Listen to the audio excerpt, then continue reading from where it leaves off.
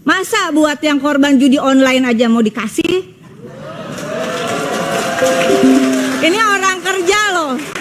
Assalamualaikum warahmatullahi wabarakatuh. Salam. Salam sejahtera untuk kita semua.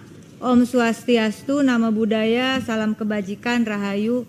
Yang kami hormati pimpinan dan anggota DPR RI Komisi 2, beribu terima kasih. Saya meskipun bukan dari Komisi 2 tapi diperkenankan untuk mendampingi teman-teman yang bekerja di pemerintahan lintas sektor, khususnya tenaga kesehatan bidan yang mengadukan nasibnya.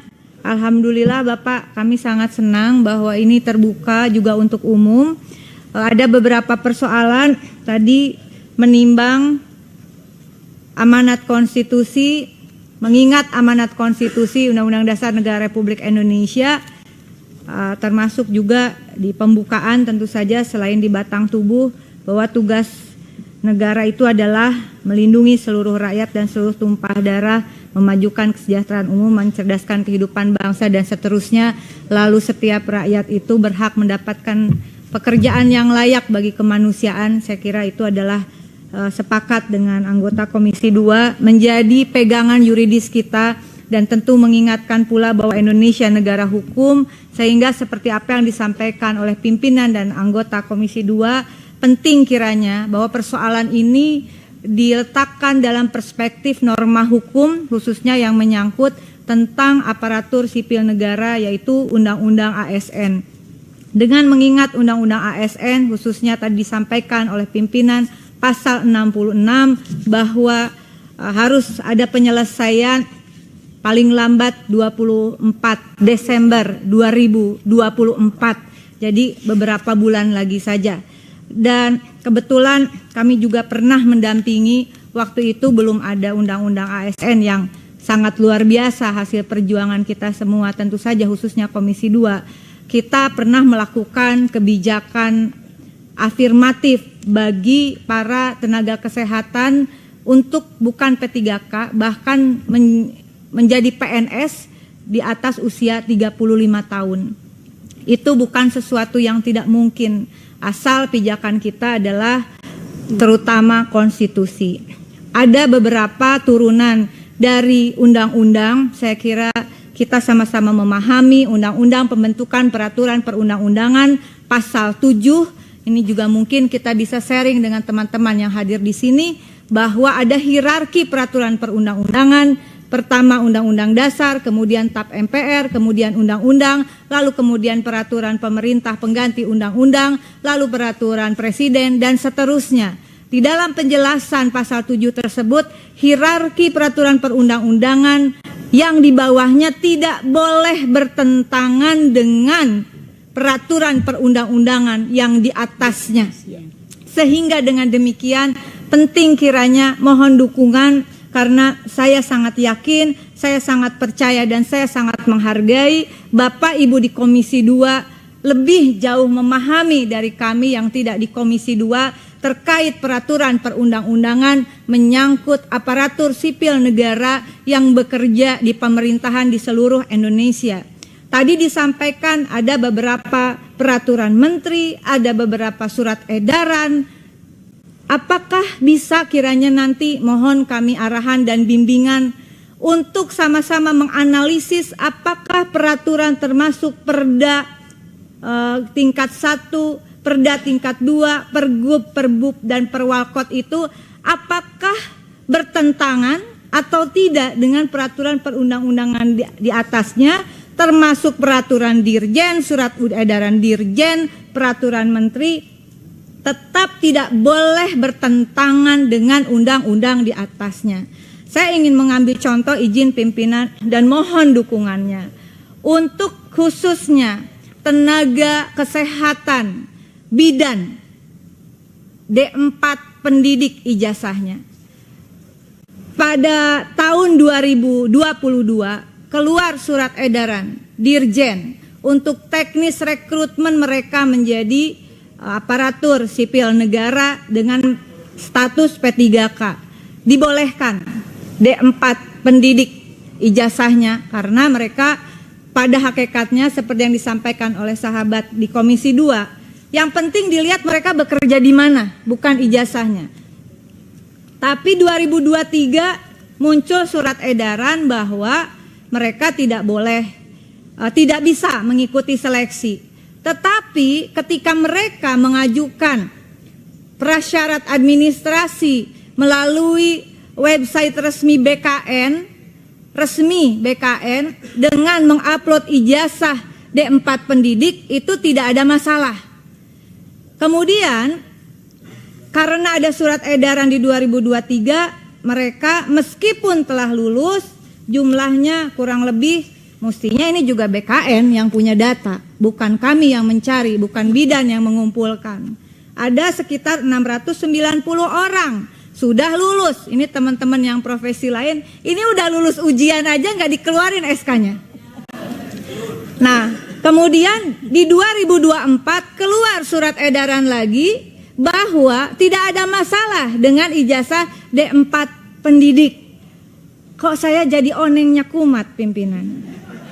Ya, aturan ini kok bisa berubah-ubah, ya, seolah-olah tidak menyangkut. Mohon maaf, profesi ini dan mereka yang bekerja di garda terdepan pelayanan publik bukan hanya menyangkut mereka yang bekerja, tetapi menyangkut masyarakat yang mendapatkan pelayanan. Sungguh kami mengapresiasi teman-teman Komisi 2 sangat memberikan dukungan terhadap kasus bidan ini.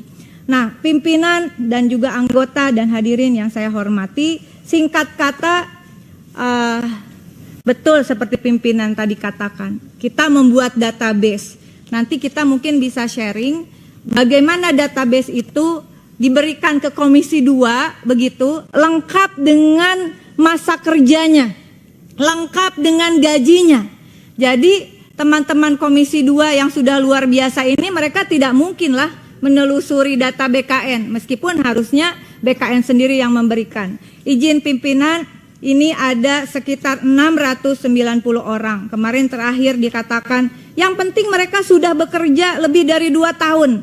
Ini ada yang sudah 16 tahun, ada yang 14 tahun. Dan mereka ujian, dan mereka lulus tes di 2023. Oleh karena itu, dalam forum ini, dengan segala kerendahan hati kami dan keterbatasan kami terhadap pemahaman norma yuridis tentang aparatur sipil negara, saya mengindikasikan adanya cacat hukum di dalam keluarnya surat edaran Dirjen Tenaga Kesehatan Kementerian Kesehatan, dan oleh karena itu batal demi hukum sesungguhnya karena bertentangan dengan peraturan perundang-undangan di atasnya dan terindikasi kuat. Menurut kami ini ada maladministrasi, sama seperti yang terjadi pada sahabat-sahabat yang lain, pimpinan dan anggota. Apa yang mereka alami sesungguhnya terindikasi kuat cacat administrasi. Jangan karena mereka sedang berkuasa terindikasi cacat administrasi, termasuk yang disampaikan sahabat tadi tentang kondisi di daerah. Saya kira ketika pemerintahan terindikasi kuat cacat administrasi, terindikasi kuat melampaui peraturan perundang-undangan, padahal pemerintahan ini harus dijalankan berdasarkan norma hukum, dalam pandangan konstitusional kami, maka seluruh aturan yang bertentangan itu kiranya batal, dan kemudian mereka yang telah mengabdikan diri kepada negara, para pelayan publik, apalagi sampai masuk skema outsourcing, itu juga bertentangan dengan Undang-Undang Ketenagakerjaan, saya kira Pak, karena tidak semua pekerjaan bisa di-outsourcingkan. Oleh karena itu, di dalam forum ini, izinkan kami memberikan data kepada pimpinan dan anggota Komisi 2 tentang, setidaknya ini bisa menjadi langkah awal kita. Ini orang sudah lulus ujian masalahnya.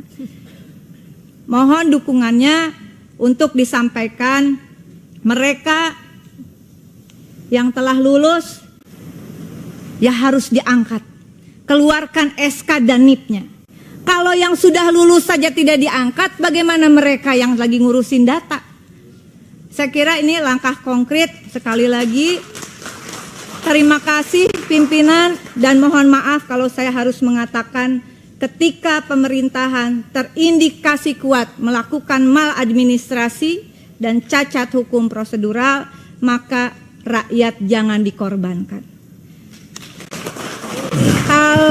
Kalau urusannya APBN tadi sahabat-sahabat yang di Banggar sudah mengatakan itu akan dialokasikan pimpinan. Saya yakin APBN itu kalau disusun berbasis data yang akurat cukup.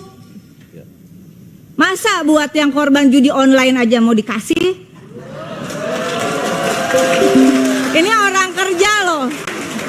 Asal jangan pada jadi main judi online ya.